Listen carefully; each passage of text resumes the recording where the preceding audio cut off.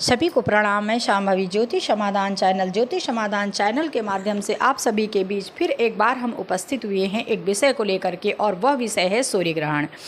अभी आपने हाल में देखा कि 7 सितंबर 2025 को भारत में चंद्र ग्रहण लगा, जिसके ठीक 15 दिन बाद यह सूर्य ग्रहण लगेगा। बता दें, साल का आखिरी ग्रहण सूर्य ग्रहण ही होगा, जो 21 सितंबर 2025 को लगेगा। खास बात यहाँ पर यह है कि यह साल पितृपक्ष की शुरुआत भी ग्रहण काल से ही हुई है और समापन भी ग्रहण के साथ ही होगा। 21 सितंबर को जो ग्रहण लग रहा है, उस ग्रहण की वजह से क्या फ़ायदे होंगे, क्या नुकसान होंगे, इससे हमें क्या सावधानियां बरतनी चाहिए, यह ग्रहण कहाँ लग रहा है, कहाँ नहीं लग रहा है, इसके क्या सूतक मान्य होगा या नहीं मान्य होगा, इस समय हमें क्या करना चाहिए, किन चीज़ों से बचाव करना चाहिए, किन चीज़ों का हमें ध्यान देना चाहिए, ये सारी बातें आपको हम इस वीडियो के माध्यम से बताने वाले हैं।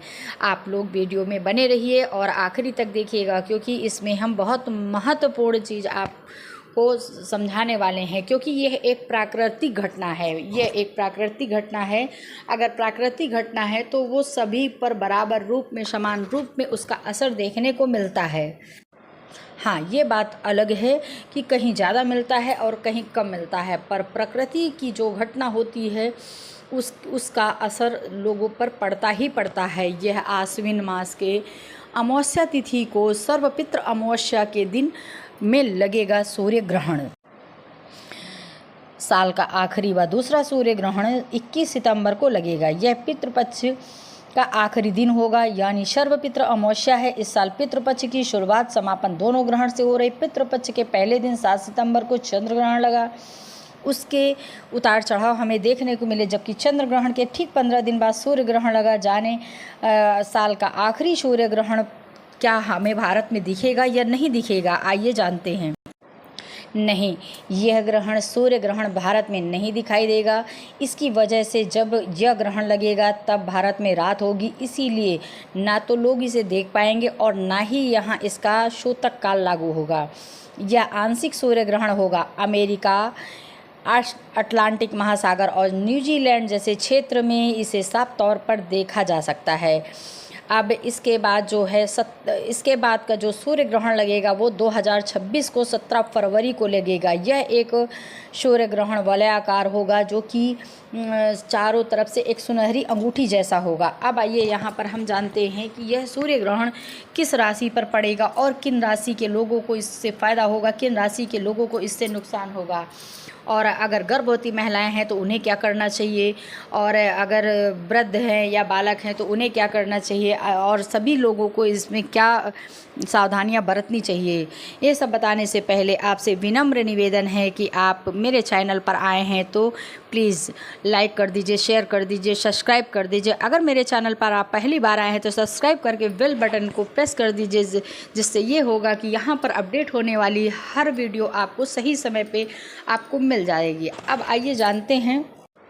सूर्य ग्रहण तब होता है जब पृथ्वी, चंद्रमा और सूर्य एक ही सीधी रेखा में हो और चंद्रमा पृथ्वी व सूर्य के बीच आ जाए। चूँकि चंद्रमा कुछ देर के लिए पृथ्वी और सूर्य के बीच आ जाता है, जिससे सूर्य का पृथ्वी के कुछ हिस्से पर दिखाई नहीं देना, इसी को ग्रहण कहते हैं। लेकिन जब सूर्य को चंद्रमा नहीं ढकता, उसका कुछ हिस्सा ही ढकता है, तो ऐसे में आंशिक सूर्य ग्रहण होता है। यहाँ पर अभी जो पड़ेगा वो आंशिक सूर्य ग्रहण होगा।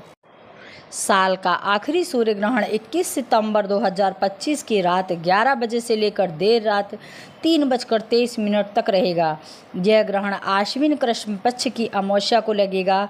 भारत में ये ग्रहण नहीं दिखाई देगा। ये सूर्य ग्रहण कन्या राशि और उत्तरा फाल्गुनी नक्षत्र में लग रहा है। जिस समय सूर्य ग्रहण घटित होगा उस दौरान सूर्य देव चंद्रमा और बुध के साथ कन्या राशि में स्थित होंगे और उन पर मीन राशि में बैठे श्री शनि देव की पूर्ण दृष्टि होगी। तो वहीं इससे दूसरे भाव में तुला राशि में मंगल महाराज, छठे भाव में कुंभ राशि में राहु देव और दशम भाव में बृहस्पति महाराज भी बैठे होंगे। द्वादश भाव में शुक्र और केतु की युति होगी।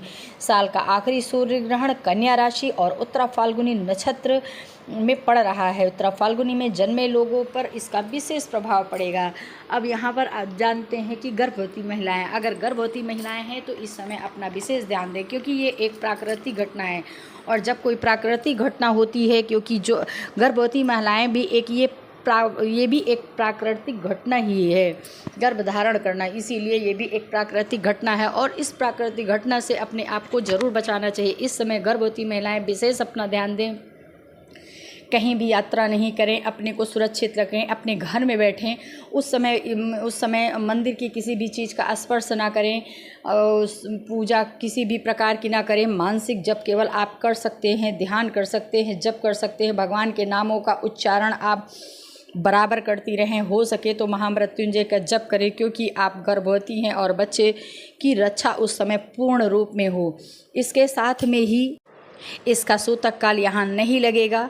और अगर कोई नियम होता है तो वह बालक और वृद्ध के लिए नहीं होता है। बालक और वृद्ध अपनी स्थिति परिस्थिति के हिसाब से अपना जो भी करना है कर ले, लेकिन गर्भवती महिलाओं को विशेष ध्यान देना है। चाहे यहाँ सूर्य ग्रहण दिखे या न दिखे, फिर भी अपने आप को अपना बचाव करके रखना है। इसके साथ ही गर्भवती महिलाएं किसी तरह की चाकू या किसी तरह की नुकीली चीज़ न छुएं। अपने पास में थोड़ा सा तुलसी की पत्ती रखें। आप कुश रख सकते हैं, तुलसी की पत्ती रख सकते हैं। अगर गेरू हो तो उसे आप अपने लगा सकती हैं। और ग्रहण अगर ख़त्म हो जाता है तो उसके बाद एक बार आप स्नान कर सकते हैं। गर्भवती महिलाएं, आप इस बात का विशेष ध्यान दें। साल का आखिरी सूर्य ग्रहण कन्या राशि और उत्तरा फाल्गुनी नक्षत्र में लगेगा। ग्रहण के समय सूर्य कन्या राशि में रहेंगे और बुध ग्रह के साथ मिलकर बुधादित्य राजयोग का निर्माण भी करेंगे।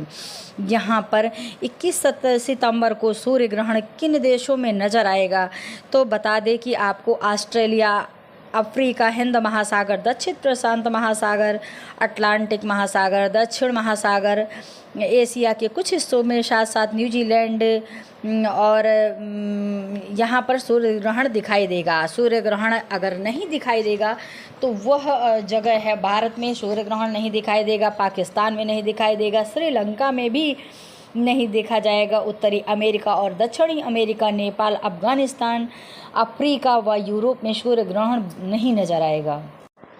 2025 साल का आखिरी सूर्य ग्रहण 21 सितंबर को लग रहा है। पितृपक्ष का आखिरी दिन यानी सर्वपितृ अमावस्या है। इस साल पितृपक्ष की अमावस्या शुरुआत व समापन दोनों ग्रहण से हो रही। पितृपक्ष के पहले दिन 7 सितंबर को आखिरी चंद्र ग्रहण लगा। अब चंद्र ग्रहण के ठीक 15 दिन बाद यह आखिरी साल का आखिरी सूर्य ग्रहण है। यहाँ पर जब सूर्य ग्रहण समाप्त हो जाता है तो उसके बाद हमें सर्वपितृ अमावस्या भी रहेगी। उसके बाद हमें हो सके तो आप किसी नदी सरोवर में स्नान भी कर सकते हैं और स्नान करने के बाद यथाशक्ति हमें दान जरूर करना चाहिए। अगर आप दान करना चाहते हैं तो दान में आप आटा है, चावल है, गुड़ है और इसके साथ में दक्षिणा रख करके और इसके साथ में दूध का पैकेट भी रख सकते हैं। सूर्य के लिए मसूर की दाल भी रख सकते हैं, जिससे सूर्य देव को शांति मिले। और किसी ब्राह्मण को दे करके आप उससे आशीर्वाद ले सकते हैं दक्षिणा सहित। अगर हम इस समय ध्यान दें तो ये ग्रहण किन राशियों के लिए अच्छा होगा, कौन सी राशियाँ इसके लिए शुभ है और किन राशियों के लिए अशुभ है, तो आइए जानते हैं। सूर्य ग्रहण का मेष राशि के जातकों के लिए अच्छा है। ऐसे में आपको इस अवधि में सावधान रहने की ज़रूरत है। कार्य क्षेत्र में हो सकता है थोड़ा बहुत उतार चढ़ाव हो जाए। इस दौरान आप किसी भी शुभ काम की शुरुआत ना करें और क्योंकि इसमें फिर सफल होने में थोड़ा संदेह रहेगा। अपने आप को किसी विवाद में ना पड़े, शांति बनाए रखें, अपने गुस्सा ना करें, अपने गुस्से को काबू में रखें, किसी भी तरह का वाद विवाद से दूर रहने की कोशिश है। सूर्य ग्रहण के दौरान किसी नकारात्मक स्थान में जाने से भी बचें, वरना इसका बुरा परिणाम आपको झेलना पड़ सकता है। इसके बाद आइए सिंह राशि। सिंह राशि के जातकों के लिए सूर्य ग्रहण की अवधि शुभ नहीं मानी जा रही है। ऐसे में इस राशि के जातकों को सावधान रहने की आवश्यकता है। अपनी सेहत का खास तौर पर विशेष ध्यान दें। इस समय जप ध्यान आप अवश्य करें। तुला राशि, रुके हुए काम पूरे होंगे। कोर्ट कचहरी में अगर कोई परेशानी चल रही है तो वहाँ सुलह होगी। विदेश विदेश से आपके व्यापार करने की संभावनाएं बन सकती हैं। अगर किसी परेशानी में फंसे थे तो उससे बाहर आएंगे। इसके साथ में जो राशि आती है वृश्चिक राशि, इन सभी राशियों को बहुत फ़ायदा होने वाला है। ये इस ग्रहण के बाद वृश्चिक राशि के व्यापार में विस्तार होगा, सरकारी लाभ पारंपरिक सहयोग मिलने की संभावनाएं वृश्चिक राशि वालों की प्रबल संभावनाएं बन सकती हैं। इसके साथ में परेशानी में आएंगी कर्क राशि के लिए यह समय ठीक नहीं है। मानसिक तनाव का अनुभव कर सकते हैं। अपनी वाणी पर संयम रखें, किसी तरह की बहस में ना पड़े, तामसिक भोजन से दूरी बनाए रखें, कोई बड़ा निवेश भी इस अवधि में ना करें। बुरे परिणामों से बचने के लिए सूर्य ग्रहण की अवधि में शिव जी की उपासना आप करें। वृषभ और कुंभ और मकर राशि वाले लोगों को, कन्या राशि वाले लोगों को मिला जुला परिणाम मिलेगा। कन्या राशि पर ही यह ग्रहण लगने वाला है। पितृपक्ष के समय बुधादित्य योग के होने के कारण निवेश, संपत्ति और यात्रा, विवाह प्रस्ताव और रुका हुआ धन जैसे मामलों के लिए विशेष ध्यान दें। इसमें आपको मिला जुला परिणाम मिलेगा। हो सकता है आप हमेशा सतर्कता बरतते रहें। हर चीज़ को, कोई भी निर्णय, कोई भी वचन आप देने से पहले 10 बार सोचें। जिन राशियों को फ़ायदा होगा वह है मेष राशि, वृश्चिक राशि और तुला राशि। इसके बाद की सभी राशियां थोड़ा सा उतार चढ़ाव महसूस करेंगे, लेकिन सभी के लिए अच्छा है। अगर जिस समय सूर्य ग्रहण पड़ता है उस समय आप मंत्रों का जाप यथाशक्ति करें। उसके बाद आप उठ करके स्नान कर लें। इससे ये होगा कि आपके जीवन में आने वाली किसी भी परेशानी से आप बच पाएंगे और किसी तरह का कोई ग्रहण के दौरान या ग्रहण के बाद जो भी आपके लिए कोई परेशानी आने वाली है उससे आप अपना बचाव कर पाएंगे। 7 सितंबर के बाद फिर ये दूसरा सूर्य ग्रहण आप लोगों के समक्ष है। और आप वीडियो पर, अगर आप मेरे वीडियो पर बने हैं तो आप मुझे सुनने के लिए बहुत बहुत धन्यवाद। प्रिय दर्शकों, अगर आपको चैनल पर मेरे आए हैं तो लाइक कीजिए, कमेंट कीजिए, शेयर कीजिए और सब्सक्राइब कीजिए। सब्सक्राइब करके बेल बटन को प्रेस कर दीजिए, जिससे ये होगा कि हमारी वीडियो अपलोड होते ही सही समय पर आपको मिल जाएगी। आप आगे हर हर महादेव। इसके बाद फिर मिलते हैं किसी नए विषय के साथ। तब तक प्रणाम, धन्यवाद।